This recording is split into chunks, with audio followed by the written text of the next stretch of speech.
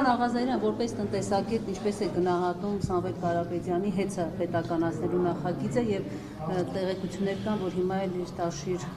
ընկերությունների գրասենյակում են խոզարկություններ անում, Փաշինյանը նոր ստատուս է գրել, որ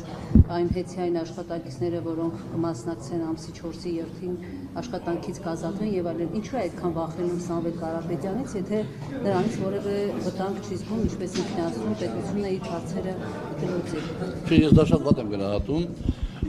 որպես երևույթ, դա շատ վատ եմ գնահատում ընդհանրապես տնտեսագիտական իմաստով եւ վատ եմ գնահատում նաեւ մասնավորապես, որովհետեւ եթե հեծը պետականացվի, ապա շատ կարճ ժամանակ հետո մենք ունենալու ենք խնդիրներ եւ թանկացումների իմաստով եւ հոսանքի մատակարարման իմաստով եւ բոլոր իմաստներով մենք խնդիրներ ենք ունենալու, նաեւ խնդիրներ ենք ունենալու այլ իմաստներով, միջազգային ասպես կոչված ինստիտուտներ, բաներ պիտի պաշտպանել, ես կարծում եմ սեփականության իրավունքը այն օրենքները, որոնք այսօր մենք ունենք, առանց այս նախագիծը, որ քվեարկվեց այսօր առաջին թերթում, այն օրենքները, որ մենք ունենք, օրենսդրությունը լրիվ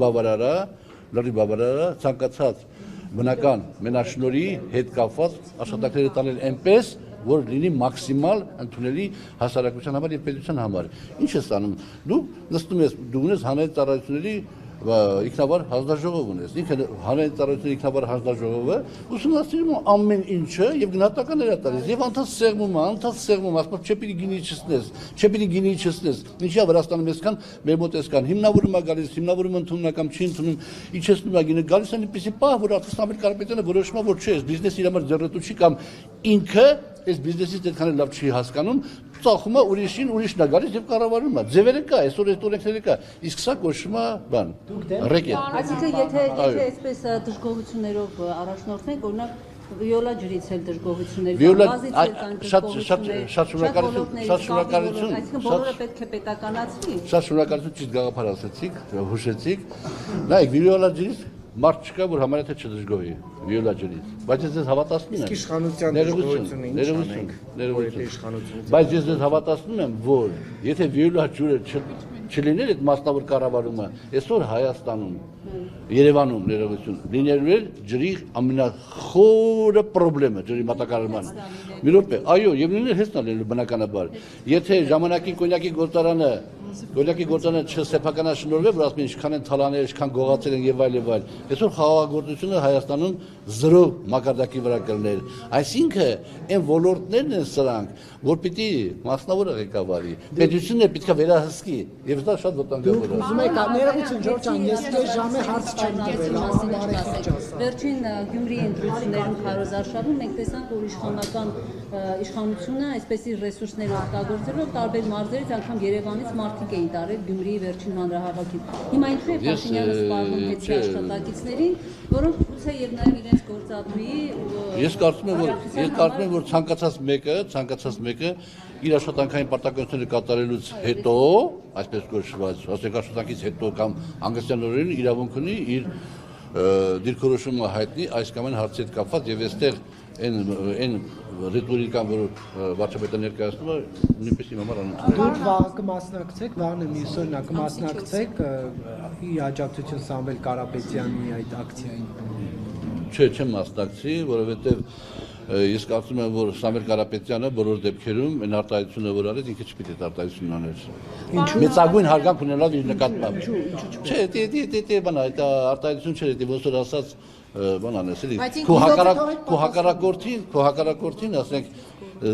բան հնարավորություն տաս ինքը արդարացնի իր քայլերը, ասենք, պետք չէ այդպես արտահայտել։ Ասենք Սամվել Կարապետյանը խոշորագույն բիզնեսմեն է, բայց երևի քաղաքականության մեջ երևի փորձառությունը պակաս է։ Այդ նույն միտքը ուրիշ ձևով են ասում։ Էդևի չեն ասում։ Պարոն Աղազարյան, Միքայել Սրբազանի վարչապետի տեխնացիան վերաբերյալ դուք ասացիք ժողովրդի մեջ է համախմբում լինի, բայց բուն իմպիչմենտի գործընթացից զատ արդեն բուն ստորագրությունների ժամանակ դուք օրինակ խոսել եք Գեղամ Նազարյանի հետ, Իշխան Զաքարյանի հետ, իրենք կմիանան, կստորագրեն։ Գիտեք ինչ, տեսեք էլի ասենք, մենք պարոն Ասլանյանը եւ ես մեզանից մի ինչ-որ խոշոր քաղաքական միավոր չենք ներկայացնում։ մենք շատ համեստեղ ենք զբաղեցնում այդ ներկապնակի մեջ եւ հետեւաբար մենք առանձին սրա այս կամ այն պատգամավորից խոսելու անհրաժեշտություն չունենք։ Տեսեք, Հայաստան դաշինքը մեր հետ ոչ մի բան ոչ խոսած, ոչ էլ մենք ասեցինք պարոն Մարուկյանի նախաձեռնությամբ հայտարարեցինք եւ Հայաստան դաշինքը միացավ, որովհետեւ պետք է միանան նրանք, ովքեր որ գտնվում են սա խնդիր կա եւ այս խնդրի լուծման ճանապարհը սա է։ Հետեւաբար մենք այդ ճանապարհով չենք գնում, որովհետեւ չեմ կարծում որ դա օգտակար լինի, որովհետեւ եթե ես Գերմանիայից ինչ ասեմ, քեզի պաշտոն կտամ։ Եթե գործընթաց եք մեկնարկում, Չէ, նորից եմ ասում, պետք է յուրաքանչյուրը ընկալի, որ այս հարցի լուծումը այս ճանապարհը ճիշտ է։ Եթե ինքնահոսի չէ, դա հիմա գնում է գործընթացը գնում է։ Հիմա կարող պատահի վաղը չմիսուրը գա մի պահ, որ մի հսկայական ասպես կոչված ժողովրդի մասը իրավիճակ ստեղծի, որ ակնհայտ լինի, որ դիմում են Գարեգին Սրբազանին, խնդրում ենք թույլ այդ մարդը գա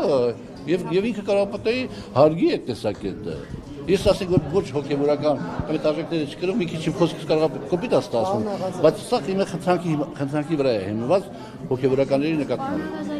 Ազգային անվտանգությունը բացահայտումներ արեց, զենքեր, պայթուցիկ սարքավորումներ բացահայտվեց, նաև ձայնագրություն հրապարակվեց։ Այս մասով դուք ինչ մեկնաբանություն եք, արդյոք դա ահաբեկչություն է։ Ես ասեմ ձեզ, ես ձեր թույլտվությամբ այդ հարցի մեջ չխորանամ, որովհետև ժամանակին ես գնահատական տվել եմ։ Հիմա ես չեմ ուզում տված գնահատականին հակառակ բան ասեմ, եւ հետեւաբար թույլ տվեք ես չմասնակցեմ, ելի նորից հարգելով ամերիկյան կախավարկածը, բայց բոլոր դեպքերում ես գտնում եմ, որ այո, իշխանությունները չարաշահում են իրենց վստահությունները, դա կարամ ասեմ հաստատ։ Բայց տվյալ դեպքում ինչքան չէ, չեմ կարող։ Պարոն Աղազարյան, կարելի է վստահել մի քննչական կոմիտեի, որի շենքից $590,000 փող են գողացել, եւ հիմա այդ քննչական կոմիտեն դե կապ չունի, բայց այսինքն հենց այդ փաստը գողանավ, ինչպես կարելի է վստահել քննչական կոմիտեին եւ նրա տարածած Ես նաեւ լինելով այսպես կոչված ինչ-որ իմաստով այդ դեպքերի հորձանուտում իմ նկատմամբ քրեական վարույթների հետ կապված մեր կապարանոց չեմ ասում, այն դեպքից հետո երբ որ վարչապետը ասեց, որ Բարձրագույն դատական խորհրդի նախագահին ինքն է ըստ էության հրահանգել, որ պաշտոնից հրաժարվի, այդ պահից սկսած ես գտնում եմ, որ մեր մոտ արդարադատությունը գտնվում է շատ ցածր կարգավիճակում, մենք ունենք ավտորիտար ղեկավարական մեր համար։ Գիտեք, ձեր գործով դատարան երբ է մտնելու գործը, թե դեռ չկա։ Իմ գործով արդեն երրորդ քննիչն է փոխվում, չգիտեմ, երրորդ քննիչն է փոխվում, թե երբ կմտնի դատարան, դեռ չգիտեմ։